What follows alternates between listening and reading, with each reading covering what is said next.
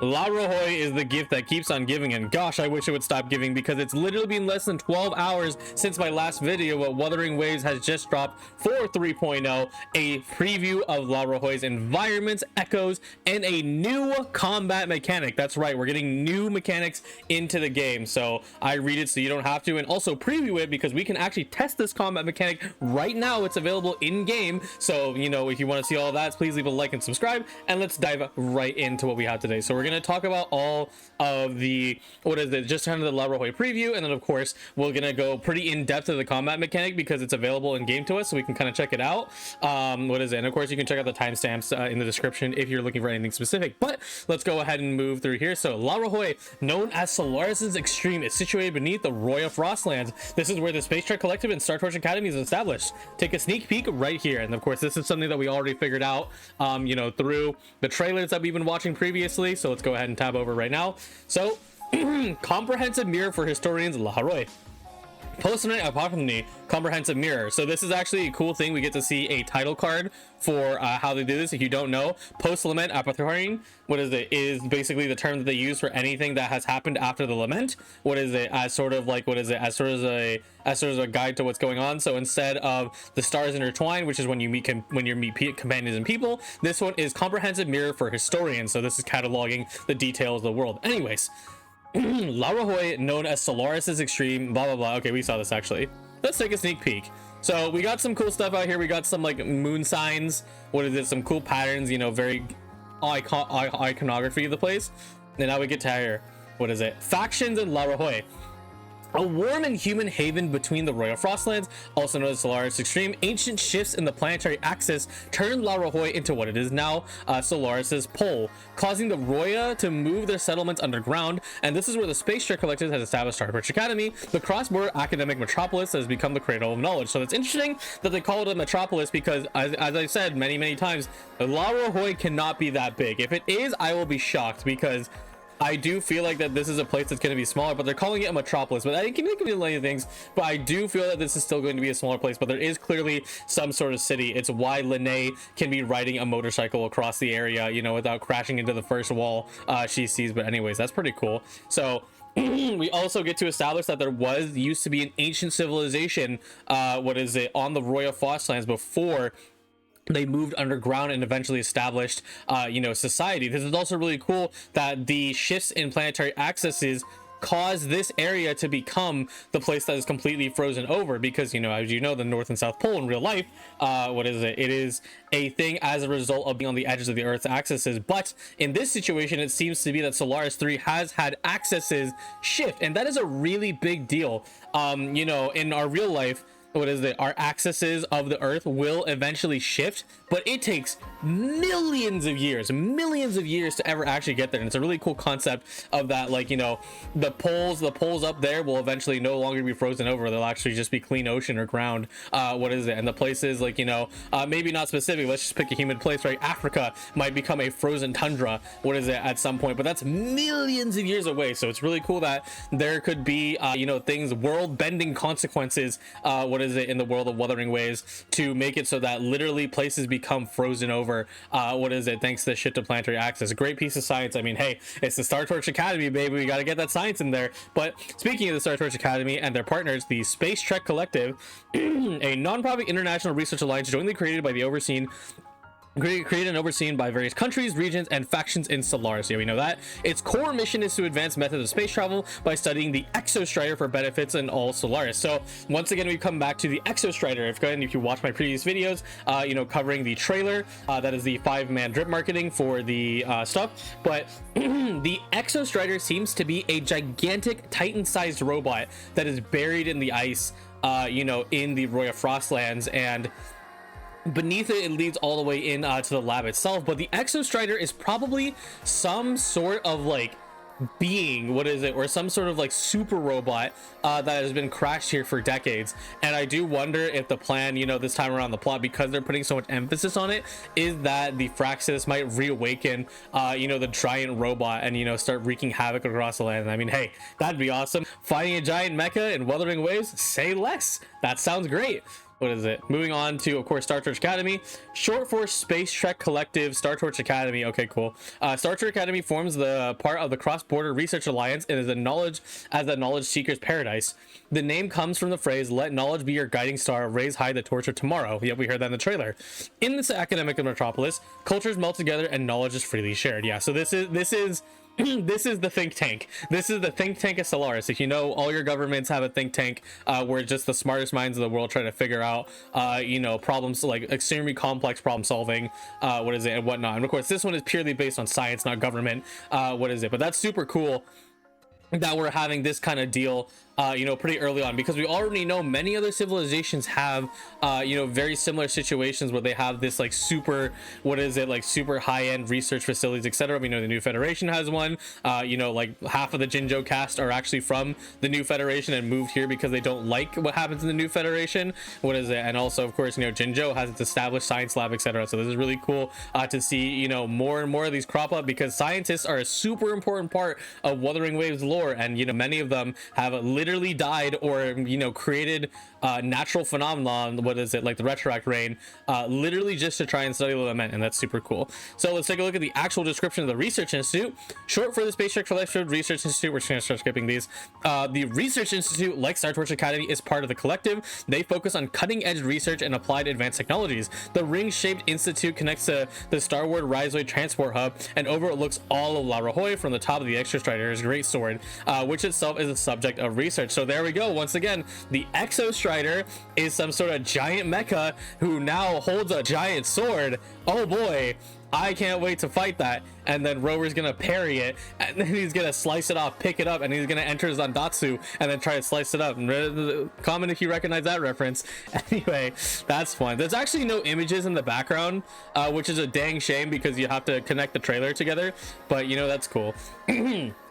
This one's actually going to be interesting. The Roya tribe, the indigenous people of Lahai-Roi, whose landmark structure is known as Solicium, is found in the Bajar Woods. The Roya consider it their guide of growth and migration of the exoswarm by using the calendar they created by observing the Exostrider and Reactor Tribe's behavior. Whoa, that's a really big deal. So mind you, I am not of, you know, this, what is it, this ethnicity or this you know, of these people. You know, they have their own cultures, own history, and then it's all done for them to tell. You can correct me in the comments, but you know, based on what this says, it's kind of, what is it, when I see the thing about what is it, migration of the exoswarm and using a calendar to create it to observe the Exostrider's behavior, it sounds like the Mayan doomsday calendar where the world was going to end, what is it, in 2016 or 2012, where basically, like, you know, that's where the Mayan calendar ends, what is it, and everyone, you know, people who still believe in it says, well, the world's going to end, and obviously it didn't. But you know, of course that's not their fault, right?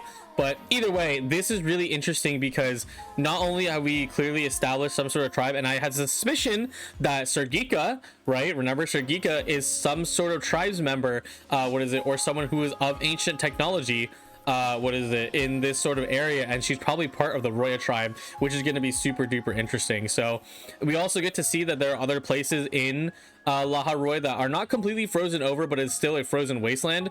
The Bajar Woods, so that's going to be a fun explorable area, you know, on the surface. I think, you know, Lahai-Roi is going to be very compact, right? It's surrounded in a storm, what is it, but it's also a full iceland, some woods off to the side, what is it, and whatnot, and then all that stuff.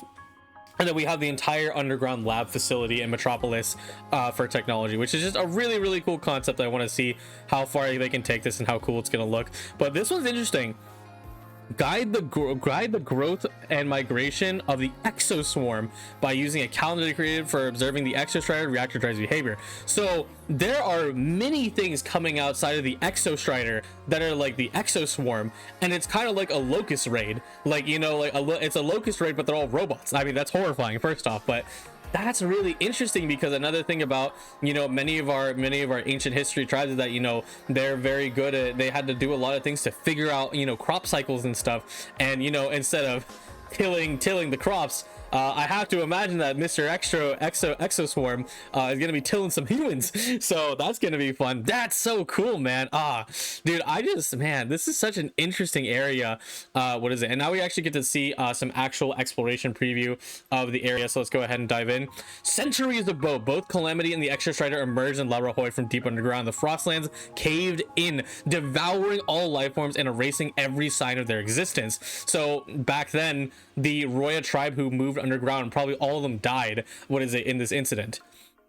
In the darkness, the Extra Strider swung its greatsword to seal off Calamity, and it drew the fiery reactor drive from its chest and lifted it, that undying light, higher to the skies of Lahai-Roi. So wow, this Extra Strider is probably literally holding what is it, the reactor drive, which is probably some like super infinite energy source, shining up to the heavens to end the Calamity.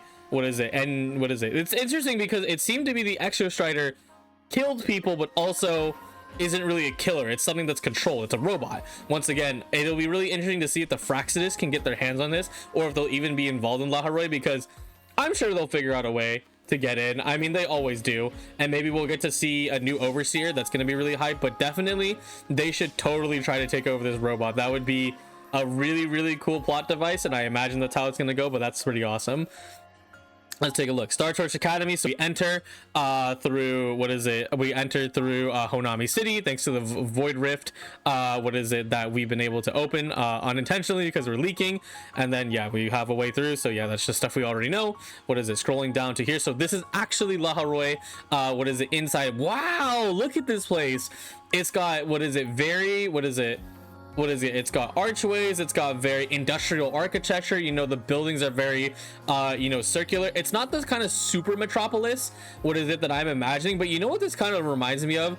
This kind of reminds me of a little bit of steampunk, but also mega industrialization with like New York City and stuff, and like how many like circular buildings and angular buildings there are.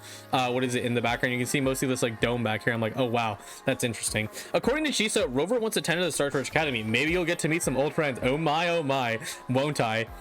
Some mysterious creatures, so some flora and fauna.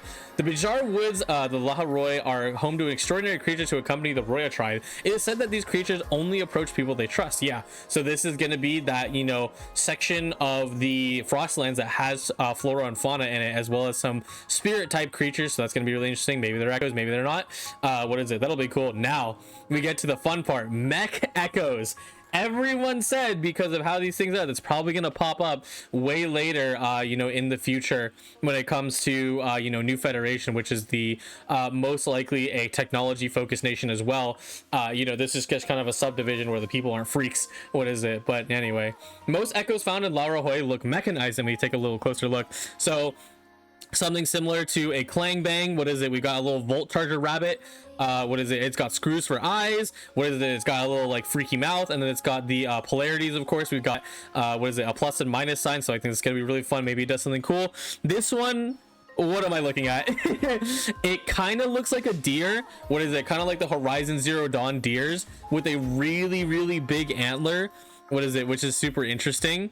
But it's also kind of weird. I do wonder where its tacit core is, because this one's easy to see. The tacit core is right there. This one, I can't really tell, to be honest, but it's got the big ass horns. Kind of looks like the deer from Transformers 1, so that's awesome. And then lastly, Gundam, frick it, Gundam, why not? There's just a straight up Gundam here, and I do hope there's going to be new materials, because one of the things I talked about previously, and ancient technologies or technology in Wuthering Waves, is that echoes like these, that aren't really like fusions of stuff, kind of these guys right here, these are sort of fused with something natural. These guys are clearly just mecha.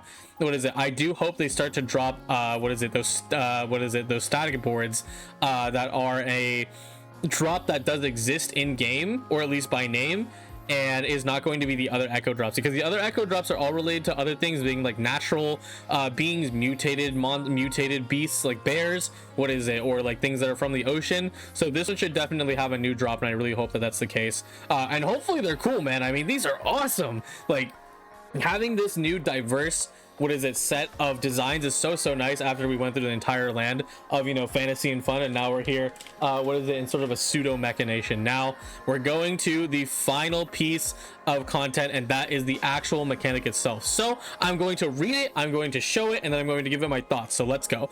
All right, new combat mechanic, tunability. A new combat mechanism will be introduced in version 3.0 called tunability. Off tune level and mistune. Your attacks build up enemies off tune level. You can see this little shield icon right here. That means that you are building up off tune. It does not matter what attacks are going in, or at least how we know. Once enemies off tune level is at max, they enter the Mistune state. Attacking Mistune state enemies will cause a tune break, which deals additional damage and resets their off tune level. So if you just have them off tune and then you keep spamming, what is it? It's gonna do a little bit of extra damage, and we'll get to see that in just a second. It doesn't actually work like that right now, but okay, that's cool. Let's call to the new skill. That's right, a new button to press. What is it? That is called the tune break skill. For powerful enemies, cast the tune break skill after they enter the Mistune state. When their off tune level is maxed, shatter the defenses and cause a tune break. Tune break skills deals damage to enemies, reduces their vibration trig, interrupts their attack patterns, and resets their off tune level.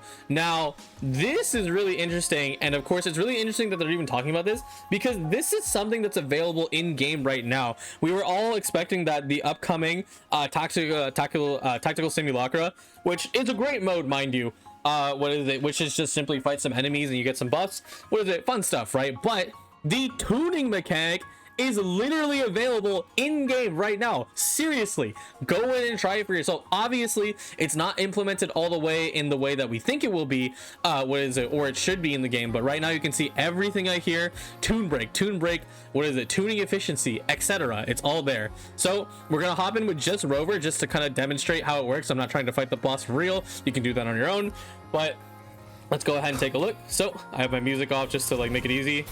What is it? We're just gonna bully this guy. All right. Unfettered by bounds. So right now, let's freeze. I'm gonna dodge it. What is it? You can see that he has a little shield meter, and that indicates that I am tuning him. So let's go start spamming a little more. What is it? And again, the tuning mechanic is not fully implemented. What is it? I've increased my tuning efficiency for this one, so it actually would be a lot slower. What is it? Whenever we do these things. What is it? But right now it's a Methods fight. Oh, I dodged. I didn't dodge. Lol. Tempest of slash. Hopefully this helps. All right, we're almost there. All right. All right, tuning is now active. What is it? So I gotta wait for him to stop being invisible. There we go.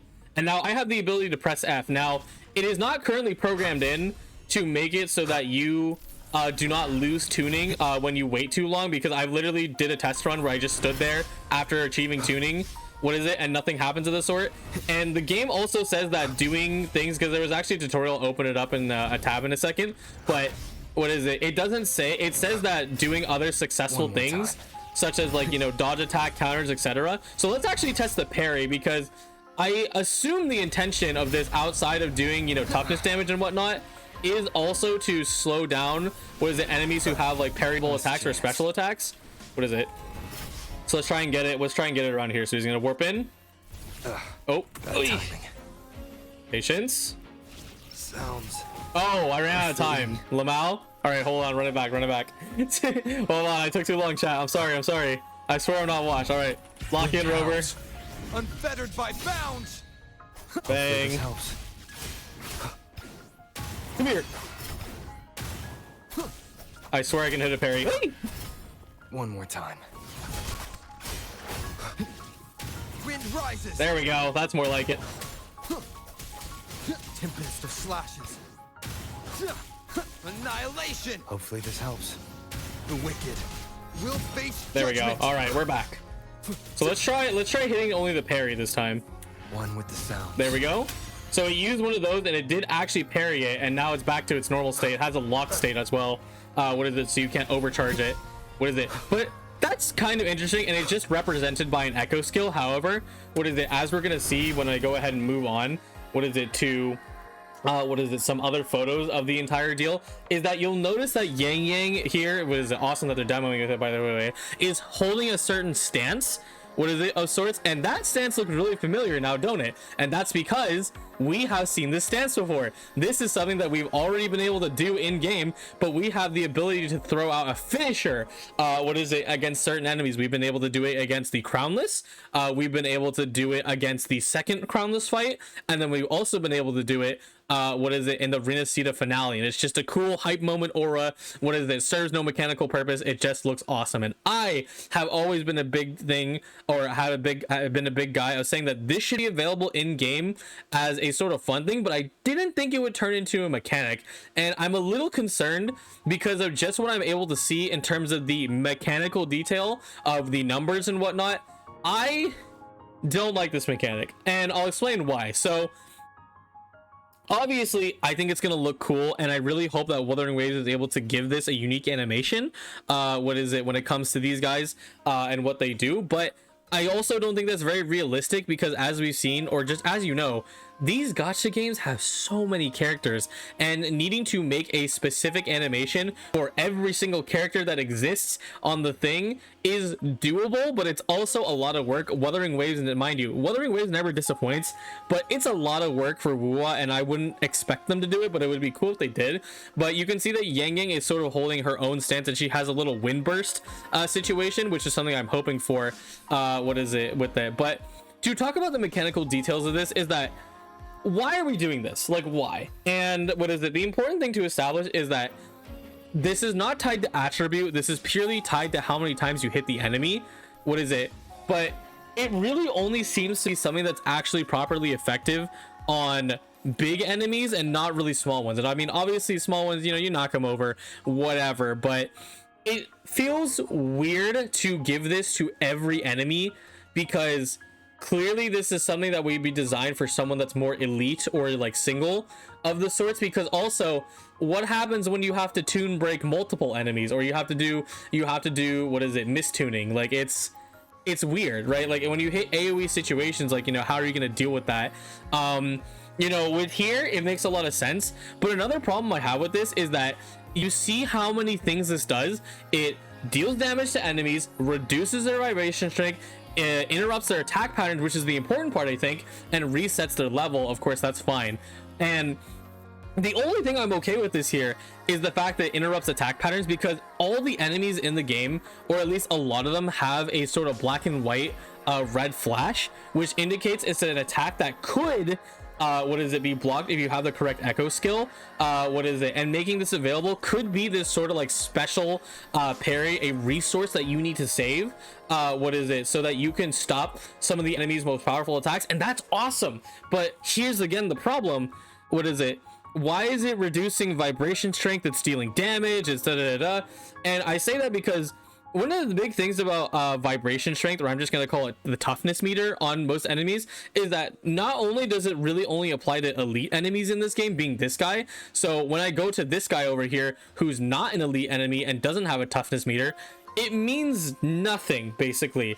And the big thing with it is that reducing vibration strength in this game all comes from intro and outro skills, and of course hitting the enemy. And to be honest, like, you end up reducing vibration so much just through intro and outro skills.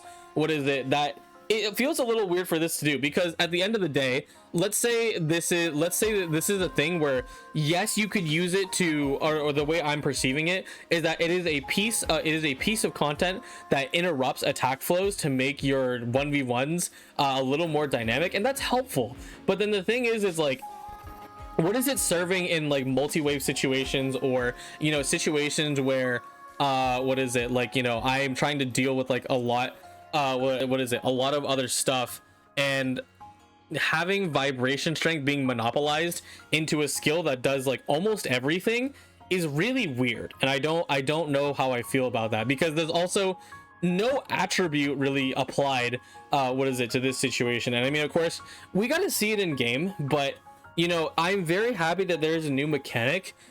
I'm just not really sure if this is how I would necessarily like it implemented. By the way, let me go ahead and open up actually the things are here. So I'm going to copy this link, and I'm going to copy this link because I saved it in a Discord channel, because there's actually a tutorial in game, which is hilarious. But it doesn't actually work, because of course, why would it?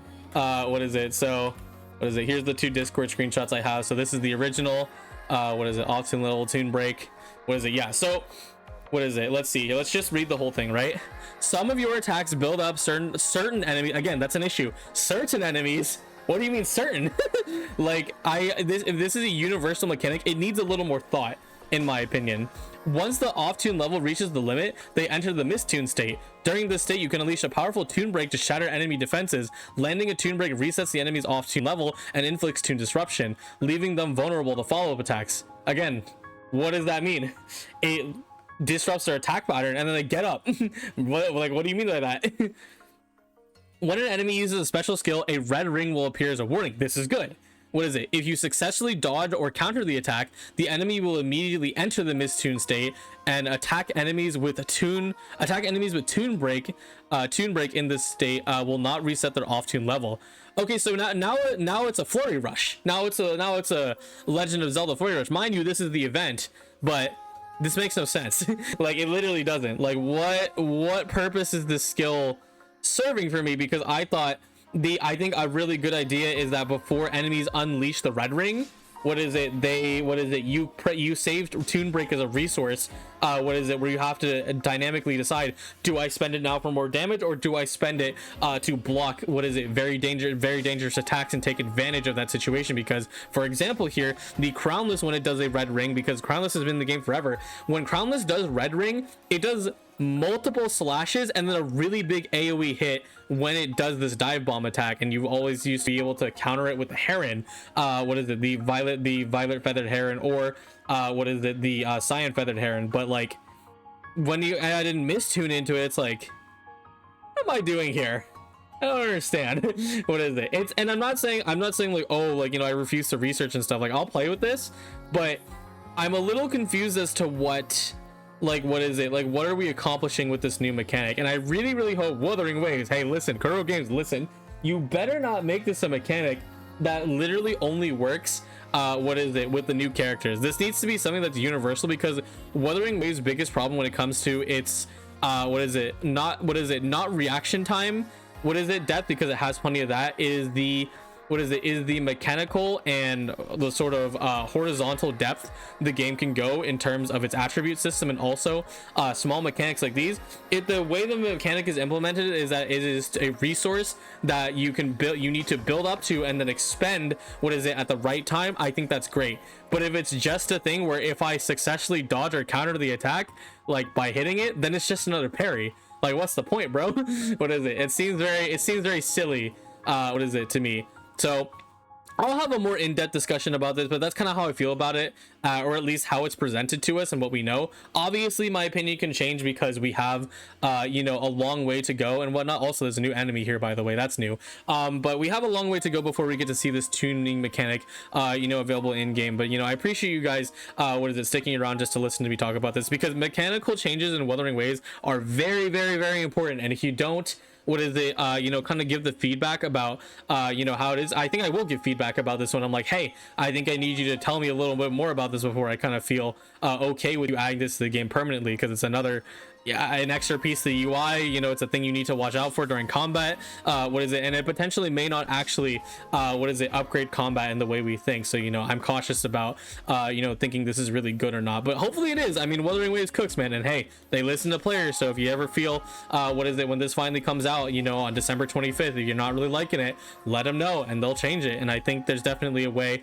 to make this a very interesting mechanic in the means of a resource spending thing. But that's enough of my yapping. Sorry for taking sorry for such a long video, but I find it very important that we talk about these mechanical changes if Wuthering Waves ever has them. So be sure to check out all the stuff we ever hear. So much is happening. Literally less than 12 hours. Wuthering Waves is just spamming content out the wazoo. They need to give me a break, bro, so I can do some other things like Chernova's anniversary. Be sure to check out on Twitter and Reddit where I have those posts up. But anyways, thank you guys so much for watching, and I'll see you guys next time. Goodbye.